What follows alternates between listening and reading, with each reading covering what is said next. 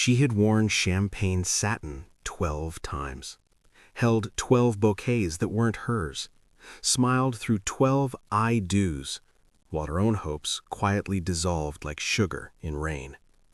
They called her dependable, but no one noticed the way her hands trembled when she caught the bride's eye during the vows. This wedding, though, this wedding would be different. Because the man they assigned her to babysit, he wasn't looking for company. He was looking for a reason to leave. And by the end of the night, they'd both discover something neither of them came prepared for.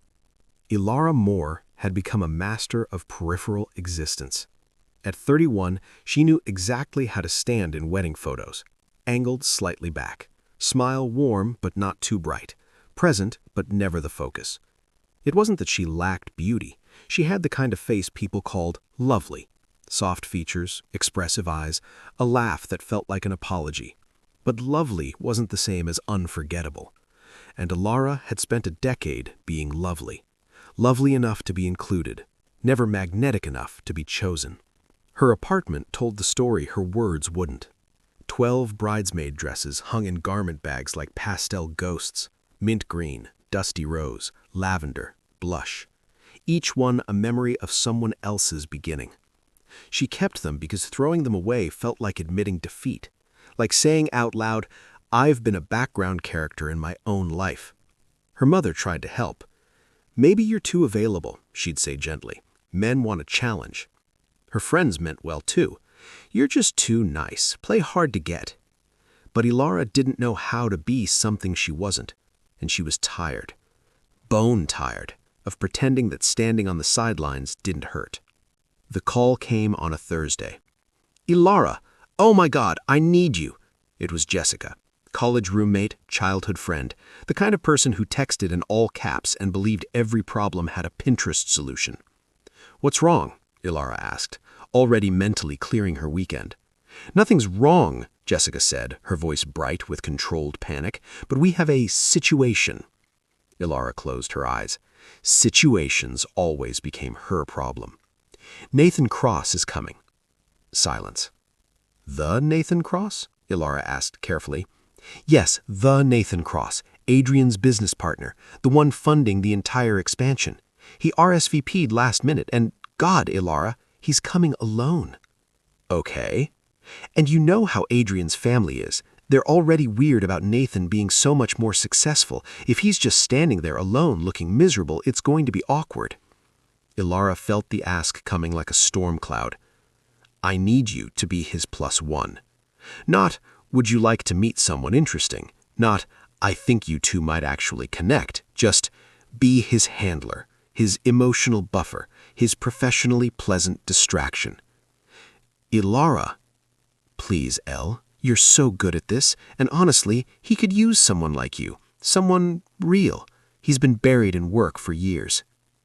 Ilara wanted to say no, wanted to say she was tired of being the person people called when they needed someone reliable, invisible, and endlessly accommodating. But instead, she said, "Of course, I'll do it." Because she always did. The wedding was held at Thornhill Manor, a sprawling estate 2 hours north, all stone archways and ivy-covered walls. The kind of place that appeared in destination wedding magazines with captions like "Timeless Elegance." Ilara arrived early, as usual. She helped the florist adjust centerpieces. She calmed the bride when the hairstylist ran late. She held the ring-bearer's hand when he got nervous. And when the guests began arriving in their tailored suits and silk dresses, Ilara slipped into her assigned role. Champagne-colored, smiling, waiting. She saw him before he saw her. Nathan Cross stood near the stone fountain, hands in his pockets, expression unreadable. He looked exactly like his Forbes profile photo. Sharp jaw, dark hair swept back, eyes that seemed to calculate before they felt. But there was something else, something the camera hadn't captured. He looked tired, not physically, emotionally, like a man who had spent years outrunning loneliness and had finally stopped to realize it had caught up. Ilara took a breath, smoothed her dress, walked over. "Mr. Cross?" He turned, and for a split second something flickered across his face. Surprise, maybe, or recognition of a kindness he wasn't expecting. "You must be Alara," he said. His voice was lower than she expected, steadier. "Guilty," she said with a small smile. "I've been assigned to keep you company. I hope that's not too strange." He studied her for a beat longer than was comfortable. "Assigned," he repeated quietly. "Poor word choice," she admitted. "I volunteered. A lie, but a kind one." His mouth curved, just slightly. "That's generous of you." "Weddings are better with someone to quietly judge the centerpieces with," she said lightly. He almost laughed. Almost. "Then I'm in good hands." They sat together in the third row. The ceremony was beautiful. String quartet, handwritten vows, tears from both families. Ilara had seen it all before, but this time she was hyper-aware of the man beside her. Nathan didn't fidget, didn't check his phone. He just watched. And when the bride's voice broke during her vows, when she said, "You made me believe I was worth choosing," Ilara saw his jaw tighten, just for a second. She wondered what memory that had triggered. After the ceremony, guests filtered toward the terrace for cocktails. Nathan stayed close to Ilara, not possessively, but like someone anchoring himself to the one familiar thing in a room full of strangers. "You've done this before. The escorting? The weddings?" She laughed softly. 12 bridesmaid dresses," she clarified, "all hanging in my closet like evidence." "Evidence of what?" She hesitated. "That I'm very good at celebrating other people's happiness." The silence that followed wasn't awkward. It was understanding. "I avoid weddings," he admitted. "Why?" He looked out at the gardens. "Because they remind me of all the things I decided weren't priorities." Ilara's chest tightened. "And now?" She met his eyes. "Now I'm starting to think I prioritized the wrong things." The reception hall was breathtaking. Chandeliers dripping with crystal, tables covered in white linen and gold accents. Ilara and Nathan were seated together at a table with the groom's college friends, friendly, loud, and slightly drunk. Nathan was polite, but distant, until one of the groomsmen leaned over. "So, how do you two know each other?" Ilara opened her mouth, but Nathan spoke first. "We were introduced tonight." The groomsman grinned. "And?" "And," Nathan said evenly, "I'm lucky they introduced us." Ilara's breath caught. The groomsman laughed and moved on, but Ilara couldn't. She looked at Nathan. "You didn't have to say that." "I know," he replied. "Then why did you?" He turned to face her fully. "Because it's true." The conversation deepened as the night went on. They talked about work, hers in nonprofit event coordination, his in private equity. They talked about family, hers warm but overbearing, his distant and transactional. And then, during dessert, Nathan asked the question that changed everything. "Why do you think you've been a bridesmaid 12 times?" Ilar stiffened. "Bad luck?" "No," he said quietly. "I don't think it's that." She set down her fork.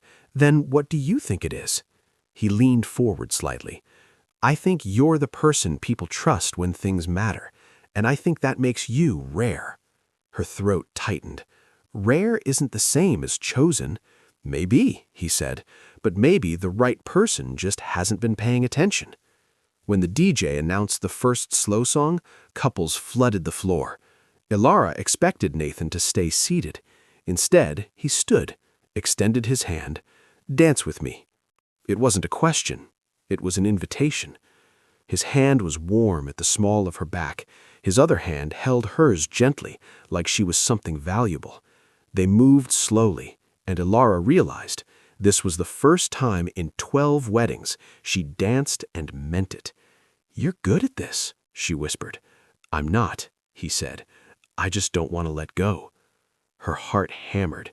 "Nathan," he continued, his voice low, "I know this wasn't supposed to be real. I know you were assigned to keep me entertained." She started to pull back. He held her closer. "But somewhere between the ceremony and now, I stopped pretending. Pretending what? His eyes found hers.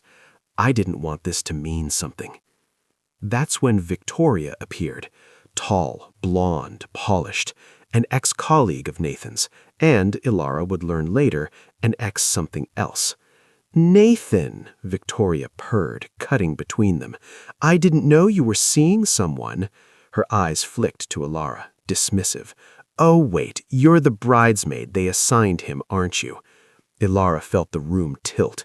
Nathan's expression went cold. "Victoria?"